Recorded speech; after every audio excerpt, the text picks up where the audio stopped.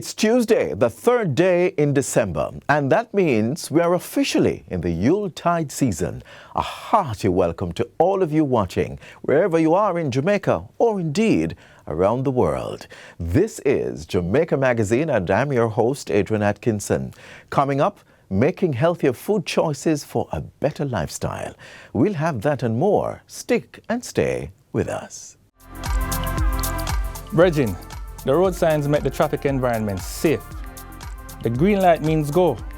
Red means stop. Amber also means stop. Yeah man, it don't mean you must speed up.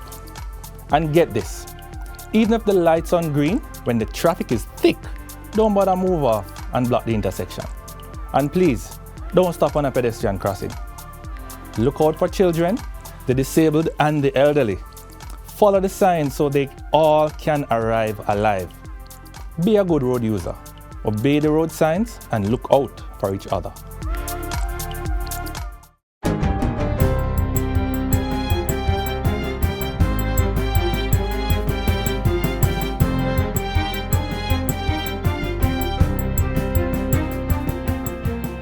Good day, I'm Theodore Henry, and this is your JIS News for Tuesday, December 3, 2024. Approximately 11,200 housing solutions are targeted for development on lands owned by the Urban Development Corporation UDC as the government seeks to provide more affordable housing. These will be constructed in Negril, Westmoreland, Ocho-Rios in St. Anne, and Helshaw, Brayton, and Caymanas Estate in St. Catherine. Prime Minister Dr. Andrew Holness gave the details while addressing a UDC stakeholder breakfast meeting last week. This is separate from the 70,000 housing solutions between the NHT and the Housing Agency of Jamaica and the new social housing project, which they are already underway in developing those housing solutions. So we are bringing essentially more than 10,000 housing solutions to the market through the UDC, and I'm pleased to announce that here today. The Prime Minister says the UDC has been redirected in this area, adding that the Caymanas development has already gone to market, with procurement almost completed. According to Dr. Holness, the government is aware of the challenge of getting developers to build affordable housing that targets the underserved segment of the market. Low income, you're looking at around minimum wage. Affordable, above minimum wage. Achievable, just below middle income. And that part of the market is underserved. So we are trying to find housing solutions below $10 million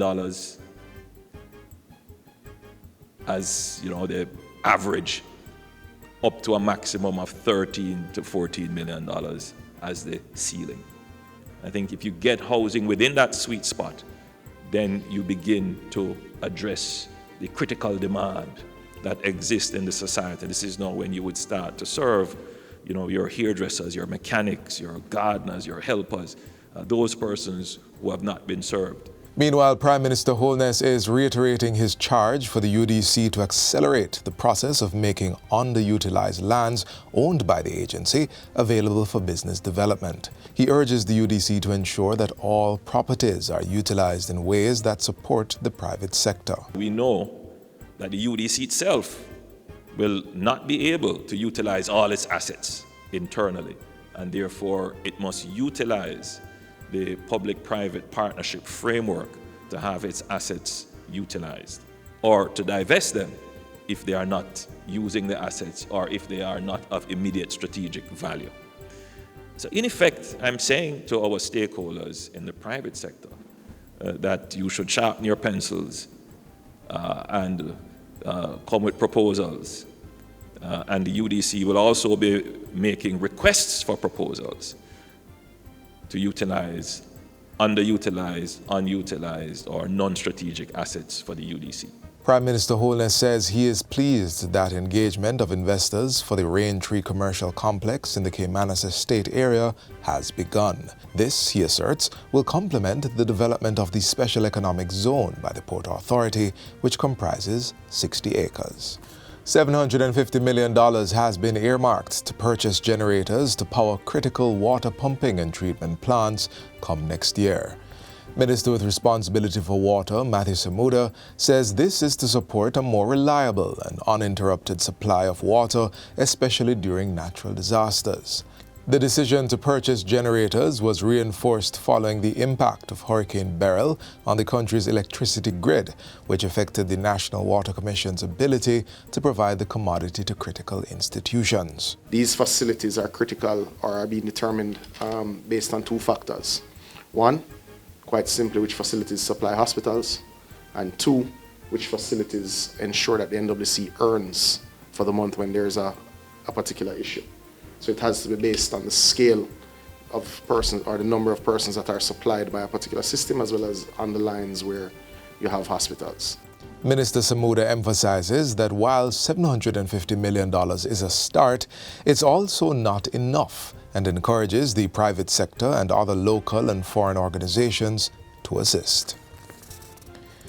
The Ministry of Agriculture, Fisheries and Mining is finalizing draft legislation to repeal the Plant Quarantine Act and replace it with a comprehensive Plant Health Act.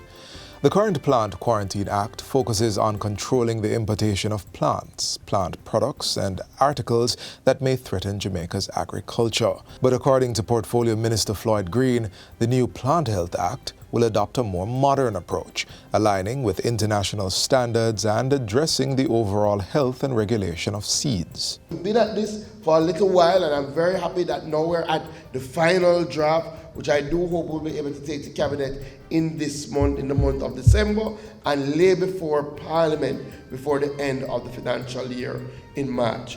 Minister Green shared the update during the ministry's National Seed Policy Workshop at the Bodles Research Station in St. Catherine. He also highlighted that the ministry's Seed and Nursery Certification Unit had been developing reliable systems to certify seeds and nursery materials. This process, according to Minister Green, was addressing the poor seed quality concerns by farmers. In addition, the ministry will continue training and sensitization sessions for public and private nursery operators, as well as regulatory bodies to promote clean seed production practices and strengthen the sector. And finally, the Ministry of Education, Skills, Youth and Information is urging parents and guardians to ensure their children use reputable and safe transportation services. This comes in the wake of a tragic motor vehicle crash in Clarendon yesterday, which claimed the lives of 2 Lennon High School students and left several others injured. In response, the ministry has activated trauma and grief counseling teams to provide immediate support to the affected families, students and staff of the institutions impacted. The ministry also extends heartfelt condolences to the families of the deceased students, expressing solidarity with the Lennon High School community during this difficult time. It also strongly discourages the sharing of sensitive images and videos from the scene of the crash out of respect for the victims and their families. Transportation providers are being urged to strictly adhere to safety standards and regulations to prevent similar tragedies. And that's it for JIS News Today. I'm Theodore Henry. Thanks for watching.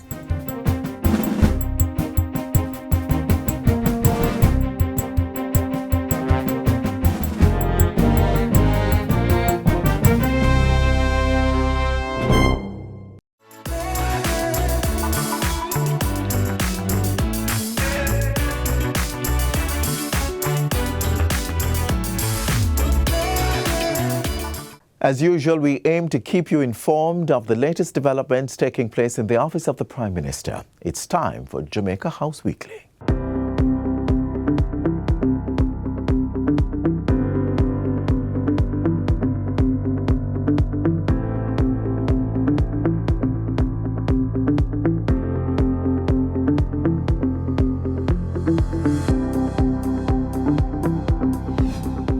We will not relent in degrading, eradicating, and eliminating gangs and gang members. That was Prime Minister Dr. Andrew Holness on Monday of last week as he responded to the latest tragic result of gang violence. 5 people were murdered in what is believed to be a targeted gang-related shooting on 85 Lane off Walton Park Road. In response, Dr. Holness said the anti-gang incentive fund was being increased to $30 million. Any resident, any citizen, anyone who has any information that is valuable to us in leading to the arrest or giving us information that would lead to the degrading of the gangs, that information would be obviously treated with the care to protect your identity and your security, but you can also benefit from a reward from this fund. The development of parks and green spaces was high on the agenda at a stakeholder breakfast meeting hosted by the Urban Development Corporation, UDC. As the main speaker, Prime Minister Holness told stakeholders that a beach park had been identified for Priory in St. Anne and another in Negril, Westmoreland. Then, in St. Thomas, we have given a directive to the UDC to identify and or acquire land in St. Thomas to build their parish park, and that will be called the Freedom Park. He also revealed that plans are in place to carry out major upgrades at the Hope Park in St. Andrew. We're going to invest in the Hope Park, and it is already named for one of the characteristics of the Jamaican personhood, that we are very hopeful people. So we're going to invest in that park to bring it up to standard so that we can all be proud of it and see it as a symbol of hope. Kingston is also earmarked for a waterfront park. So there is already in place, not just plans, the wheel is already in motion for the development of the Kingston waterfront, and the entire Kingston waterfront will be a park. We have signed a loan with the World Bank for $12 million. It will be $40 million overall, but $12 million US for the development of the linear park, which will run from the Marine Police Station all the way to Raytown. And it will be a fantastic gathering place for all Jamaica.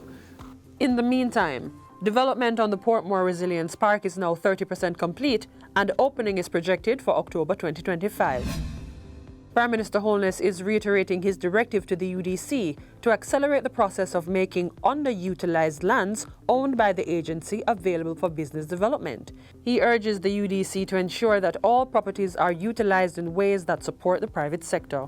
So in effect, I'm saying to our stakeholders in the private sector that you should sharpen your pencils and come with proposals. And the UDC will also be making requests for proposals to utilize underutilized, unutilized, or non-strategic assets for the UDC.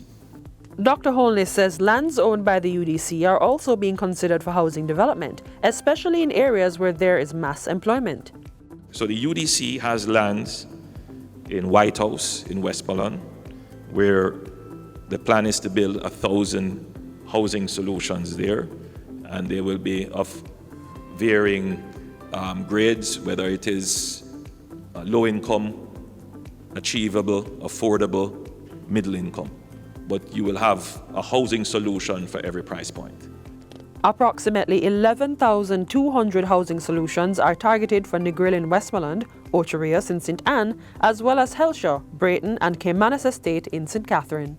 And this is separate from the 70,000 housing solutions between the NHT and the Housing Agency of Jamaica and the new social housing project, which they are already underway in developing those housing solutions.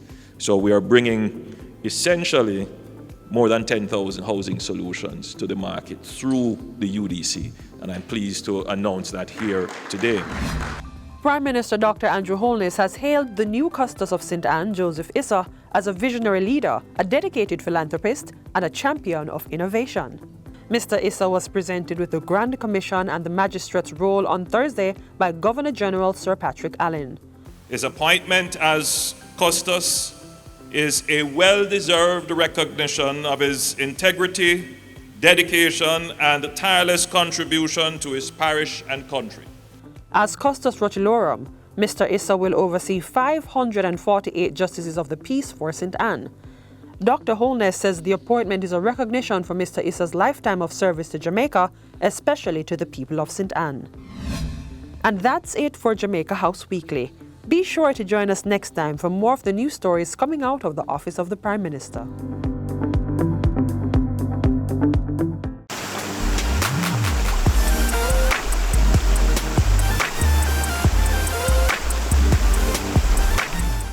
Yes, it's still early days yet, but as we prepare for the festivities that the season bring, let's not forget to read our food labels and watch our intake.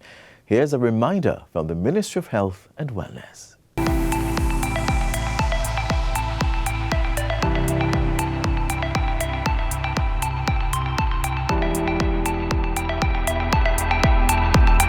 Part of maintaining good health is knowing our nutritional requirements and what is in the foods we consume. When we know, we are able to make better choices about what we eat and empowered to avoid non-communicable diseases (NCDs) such as diabetes, hypertension, cancers, and cardiovascular diseases like stroke and heart disease.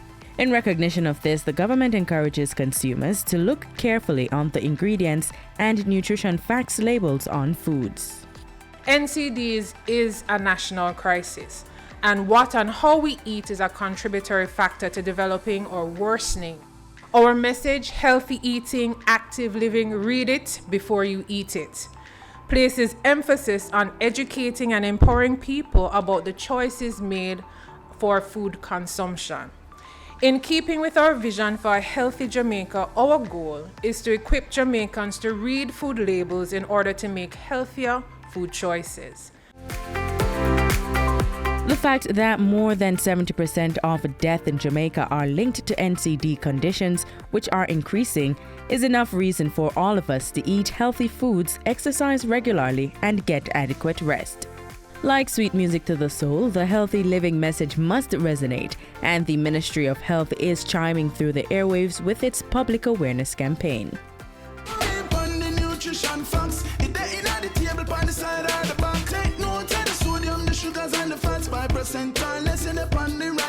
You for zoom in on the nutrition facts. It in the table on the side or the back. Vitamins, minerals, and vitamin 20% and more that good for you. You for zoom in, check the nutrition facts. You for zoom in, check the nutrition facts. You for zoom in, check the nutrition facts. Less sugar, less salt intake, and less fat. It is our collective responsibility to take stock of the health impact of excesses in sugars, salts, and fats, and take steps to reduce consumption. The Ministry of Health and Wellness, through the Nutrition Facts Panel media campaign, is fast-tracking its response to the scourge of non-communicable diseases (NCD) by getting more Jamaicans to zoom in on what's in their food. The campaign is a collaborative effort of the Ministry of Health, the Heart Foundation of Jamaica, National Health Fund, and the Jamaica Association of Professionals in Nutrition and Dietetics. I think this is a great start, and it supports the other things that we're doing, like school nutrition policy, the physical activity program, the elimination of trans fats, and so on. We have to see it all related and linked and make the push to get it working. Preliminary findings of a recent baseline evaluation survey for Nutrition Facts Panel Education campaign show that while 70% of Jamaicans have a general awareness of Nutrition Facts Panel and 69% express a positive attitude towards them, only 30% are able to accurately interpret and apply the information on them. Ingredients on food labels are listed from the greatest to the least amount of nutrients. Pay attention to things like fats, sodium, and sugar, of which you are to consume a percentage daily value of 5% or less. Keep these in mind as well. The general daily limit of added sugars is 6 teaspoons or 24 grams for women and children, while for men it's 9 teaspoons or 36 grams. Your fat intake should be 6 teaspoons or 30 grams, including 13 grams for saturated fat. The general daily limit for sodium is less than 1 teaspoon or 20 grams. It's also recommended that we reduce consumption of foods that have a percentage daily value greater than 20%. Choose foods that are high in dietary fiber, minerals such as iron, calcium, magnesium, and potassium, and vitamins. Go for products with percentage daily values greater than 20% for these nutrients. It is important that Jamaicans learn to read and interpret the Nutrition Facts Panel with its information on serving sizes, calories, nutrients, and percent daily value for the individual intake. This will empower people to choose foods that allow them to maintain energy and the appropriate nutrient requirements, particularly sugars, salts, and fats. So, next time you go shopping, remember to read it before you eat it.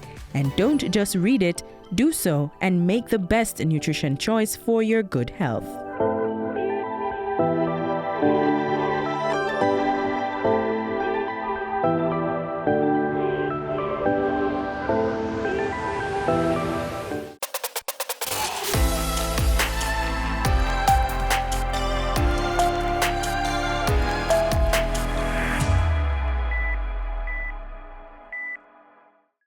As the rainy season continues and more water pools in and around our homes, it's important to know what dengue is and be able to recognize its symptoms. Here's a reminder of what to look out for so you can identify and treat this mosquito-borne disease.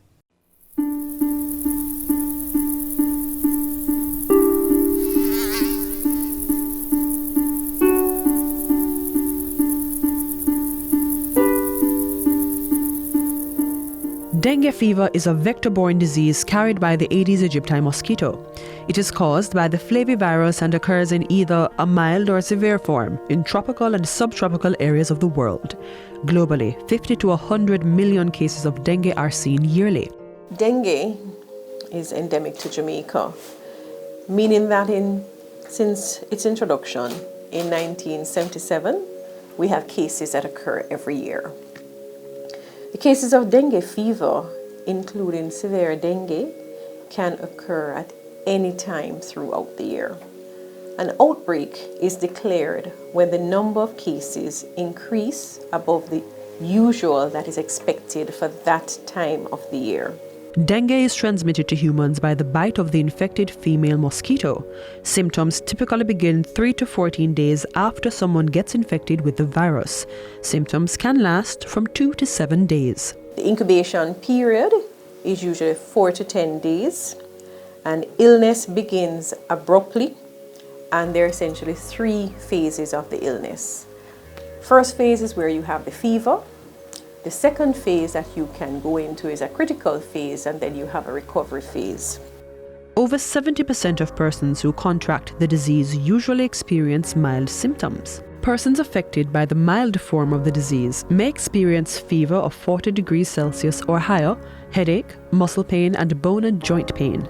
Some people may also experience nausea, pain behind the eyes, swollen glands, vomiting, sore throat, rash, and diarrhea. So you can see that it's a range of symptoms that can present, and therefore, when you initially present with dengue, it may be seen as different illnesses. It may be seen as gastroenteritis, it may be seen as an upper respiratory tract infection, or it can be seen as dengue fever. To be on the safe side and put speculations aside, persons who start experiencing symptoms are advised to visit their health facility or doctor for medical advice and treatment. If indeed you have dengue, do not self-medicate with treatments that can worsen your illness or cause bleeding. So be sure to have a discussion about dengue with your doctor. The Health Ministry says doctors who recognize the presence of a fever should also have a high suspicion for dengue and treat with the necessary precautions. For mild cases of dengue, persons may treat themselves at home with specific types of over-the-counter medications, but heed the warning. Fever and pain to the joints, pain to the muscles, must be treated with only medications that have cetamol, paracetamol, and Panadol. You can also use tepid sponging, fan therapy, and increased fluid to assist with decreasing the fever. Do not use medications that contain aspirin and other non-steroidal anti-inflammatory drugs such as ibuprofen and diclofenac. You must read your labels carefully.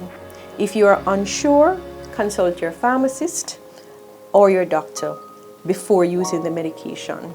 The drugs you should not take while experiencing dengue have been known to cause and/or worsen bleeding and increase the severity of the disease. Besides the mild form of dengue, persons can also experience a more severe form called dengue hemorrhagic fever, which is a rare complication of the illness that can lead to death. Usually the fever that comes with dengue lasts for about 5 days, and it is usually when the fever is going away that persons tend to worsen. Warning signs include persons not eating, experiencing persistent vomiting, lethargy, restlessness, shortness of breath, pain in the abdomen, or tenderness in the abdomen. Persons should also look out for signs of bleeding. Those signs of bleeding can include bleeding from the gums, bleeding in the urine, it can be bleeding in the stool. Usually though, when you start getting bleeding in the stool, in the urine and stuff, you have reached a severe point. It is important to note that a case of severe dengue can occur without symptoms of bleeding.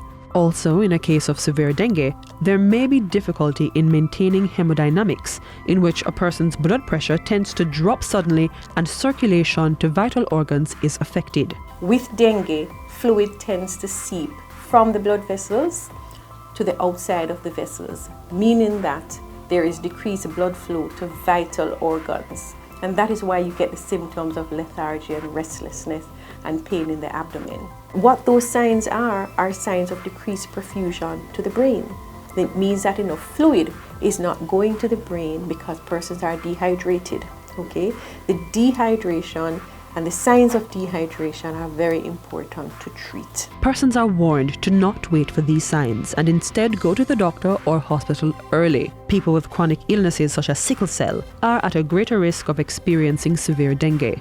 These individuals must use precaution when taking their medications. If you have a chronic illness that you may be taking medications for and you think that there may be some interference with dengue, you must speak to your doctor to decide whether or not you should continue to take these medications. In order to effectively combat and limit the spread of dengue and other mosquito-transmitted illnesses, persons must eliminate mosquito breeding sites in their surroundings.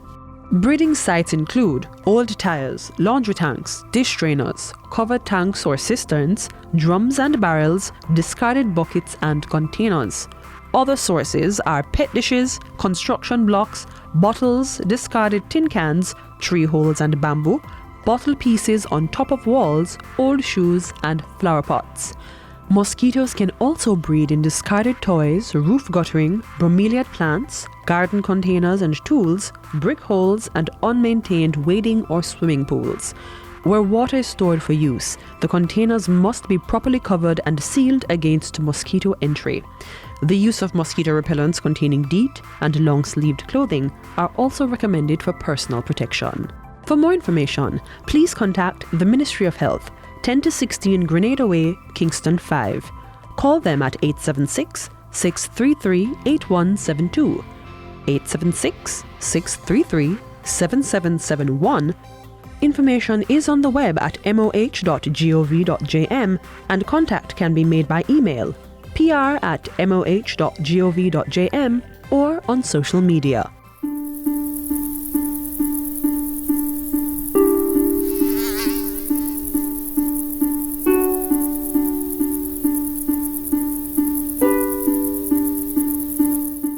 And that's it for today's edition of Jamaica Magazine. Do join us again tomorrow for another informative show. Remember to visit our website in the meantime, jis.gov.jm, for more news you can use. On behalf of the entire team, I'm Adrian Atkinson. Do stay safe.